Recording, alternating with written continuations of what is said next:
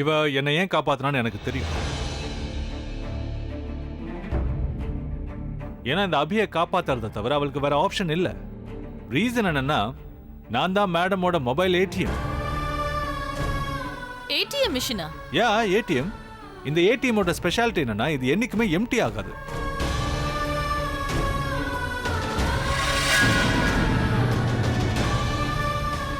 இவ எப்பவுமே தன்னோட லாப நஷ்டத்தை மட்டும்தான் பாப்பா. தனக்கு லாபம் கிடைக்கணுங்கிறதுக்காக யாரை வேணா எப்படி வேணா யூஸ் பண்ணுவா. மனுஷங்களை பணத்தை வச்சுதான் எடை போடுவா இவ ரொம்ப ஸ்மார்ட். ஏன்னா நான் ஜெயிலுக்கு போனா என் பேர் கெட்டு போயிடும். ஒருவேளை என் பேர் கெட்டு போனா என் ப்ரொடியூசர்ஸ் என் மேல பணத்தை இன்வெஸ்ட் பண்ண மாட்டாங்க.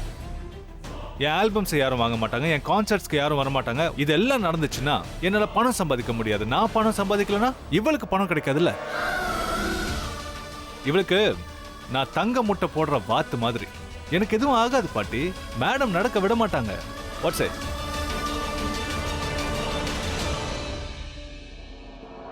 உனக்கு வெக்கமா இல்ல? நீயும் ஒரு பொண்ணா இருந்துகிட்டு தாயாக போற இன்னொரு பொண்ணோட வலியை புரிஞ்சுக்காம இருக்கியே. இன்னும் இந்த உலகத்தையே பார்க்காத அந்த குழந்தைய ஜெயிலுக்கு அனுப்ப உனக்கு எப்படி மனசு வந்துச்சு? இவ பணத்துக்காக என்ன வேணா செய்வாங்கிறதுக்கு இதுக்கு மேல வேற எக்ஸாம்பிள் என்ன இருக்க முடியும்? அது மட்டும் இல்ல, மேடம் தன்னை ரொம்ப ஸ்மார்ட்னு நினைச்சிட்டு இருக்காங்க. மற்றவங்களை கண்ட்ரோல் பண்ற மாதிரி என்னையும் ஈஸியா கண்ட்ரோல் பண்ணிடலாம்னு நினைச்சிட்டு இருக்காங்க. பாவம். பட் டோன்ட் ஃபர்கெட் டார்லிங், உன்னோட ரிமோட் கண்ட்ரோல் ஏன் கிட்ட இருக்கு. உன்னோட வீக்னஸ் என்னங்கிறத நான் இப்ப கண்டுபிடிச்சிட்டேன்.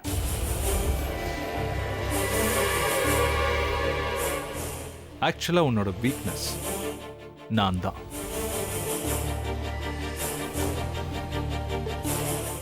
No, not this Abhishek. Abhi, the rock star. Abhiங்கிற பிராண்ட். நீ என் ஃபேமிலி மெம்பர்ஸை எவ்வளவு வேணாலும் டிஸ்டர்ப் பண்ணலாம். ஆனா அபிங்கிற பிராண்டை டிஸ்டர்ப் பண்ணணும்னு யோசிக்க கூட மாட்டேன். ஒருவேளை டிஸ்டர்ப் பண்ணணும்னு யோசிச்சா it means you are over. நீங்க என்ன நினைச்சாலும் எனக்கு கவலை இல்லை. I really don't care. But I care because இது என்னோட பேரு. இப்போ நான் இந்த பிராண்டை வச்சுக்கிட்டு உன்னை ரிமோட்டா யூஸ் பண்ணி என்ன பண்ண போறேன்னு பாரு. இது வரைக்கும் நீ என்னோட ஃபேமிலியை டார்ச்சர் பண்ணல. இனிமே நான் உன்னை எப்படி டார்ச்சர் பண்ண போறேன்னு you just wait and watch.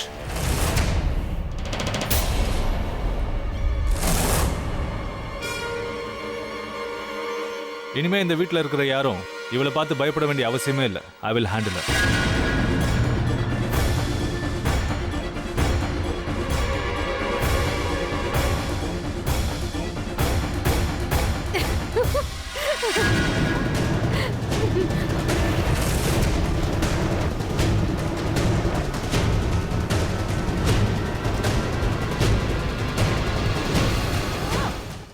காலையில இருந்து நானும் கரடியா கத்திட்டு இருக்கேன்ல.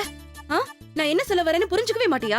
பாரு, நீ டீல் பண்ண போற ஆளுங்க ஒன்னும் சாதாரண ஆளுங்க கிடையாது.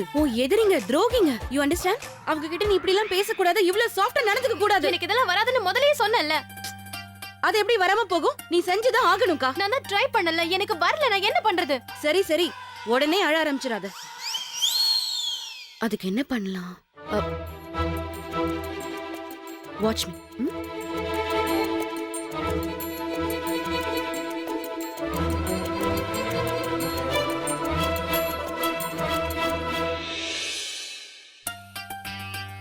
அக்கா, இப்போ இதான் உன் புருஷன் நினைச்சுக்கோ.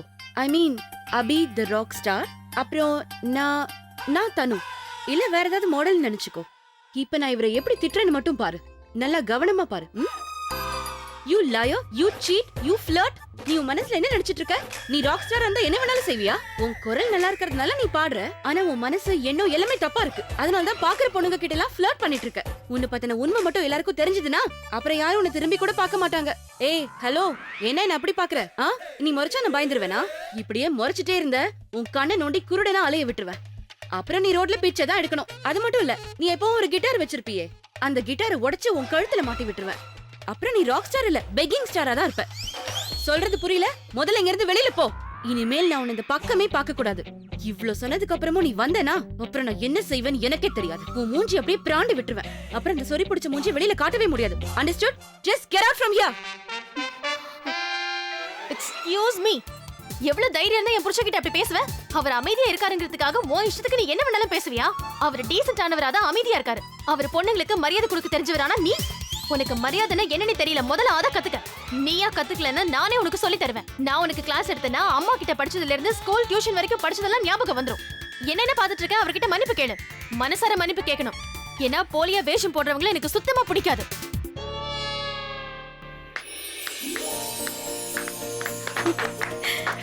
என்ன ஓகேவா பாட்டி? எனக்கு டபுள் ஓகேமா.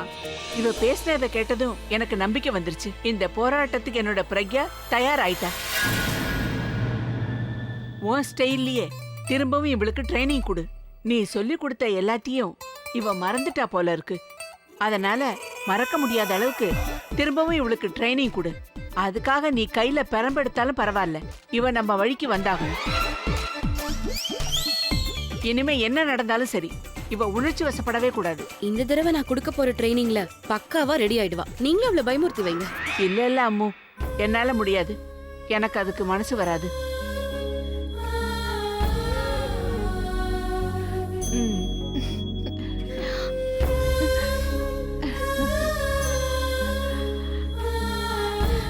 சரி நான் கிளம்புறேன்க்கா. வீட்ல அம்மா எனக்காக பெரம்போடு காத்துட்டு இருப்பாங்க.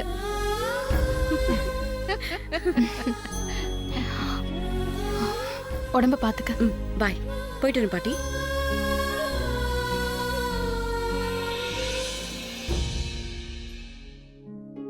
இவ்ளோ பணம் எப்படி கிடைச்சிருக்கும்? நான் பணத்துக்காக எவ்வளவு கவலைப்பட்டுக்கிட்டு இருந்தேன்னு உனக்கே தெரியும்ல.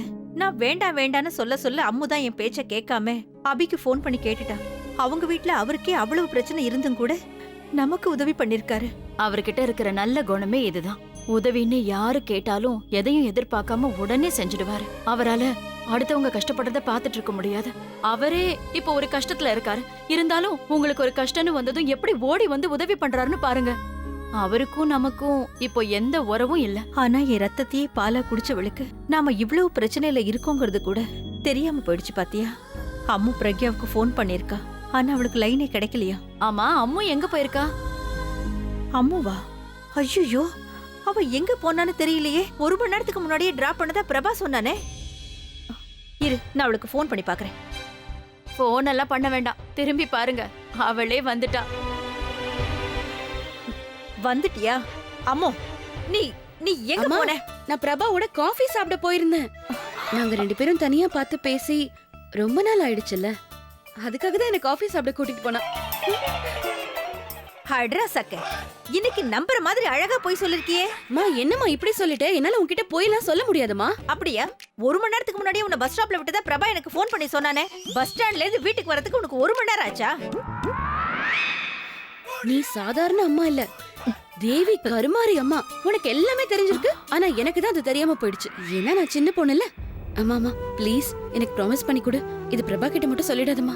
நான் இன்னைக்கு அவன் கூட இல்ல. Please please. அப்போ நீ எங்க போயிருந்த? நான் மாமாவை பார்க்க. நான் அபிய பார்க்க அவர் வீட்டுக்கு போயிருந்தேன். நமக்காக அவர் எவ்வளவு பெரிய உதவி செஞ்சிருக்காரு, அதான் அவருக்கு தேங்க்யூ சொல்லலான்னு போனேன். ஃபோன் பண்ணி கூட சொல்லிருக்கலாம், ஆனா நேர்ல சொல்றதுன்னு மரியாதை, அதான் அவர் வீட்டுக்கு போனேன். நான் பிரபா கிட்ட கூட மாமாவை பார்க்க போகணும்னு, நான் அபிய பார்க்கணும்னு பிரபா கிட்ட கேட்டேம்மா. ஆனா அவன் தான் முடியாதுன்னு சொல்லிட்டான். அதனால தான் அவன் என்ன பஸ் ஸ்டாண்ட்ல விட்டதும் நான் அங்கிருந்து ஆட்டோ பிடிச்சு அவர் வீட்டுக்கு போயிட்டேன். ஐம் சாரிம்மா, இனிமேல் நான் உங்ககிட்ட போய் சொல்ல மாட்டேன். நீ செஞ்சதுல எந்த தப்பும் இல்லம்மா. பிரக்யாவை பாத்தியா? நான் பார்த்தேன். நான் போனப்போ அவங்க அங்கதான் இருந்தாங்க. ஆனா அவங்க என்ன கண்டுக்கவே இல்லை, என்ன இக்னோர் பண்ணிட்டாங்க. இட்ஸ் ஓகே, நான் அபிய பார்க்க தானே போயிருந்தேன். அவரை பார்த்துட்டு நான் கிளம்பிட்டேன். ஆனா நீங்க எதுக்கு இவ்ளோ டென்ஷனா இருக்கீங்க? டென்ஷனா? அதெல்லாம் இல்லையே. அப்படின்னா உன் முகத்துல இருக்குமே அந்த $1 மில்லியன் ஸ்மைல், அது எங்க போச்சு? ஐம் சாரிமா, இனிமேல் எப்பவும் போய் சொல்லவே மாட்டேன். பரவாயில்லம்மா.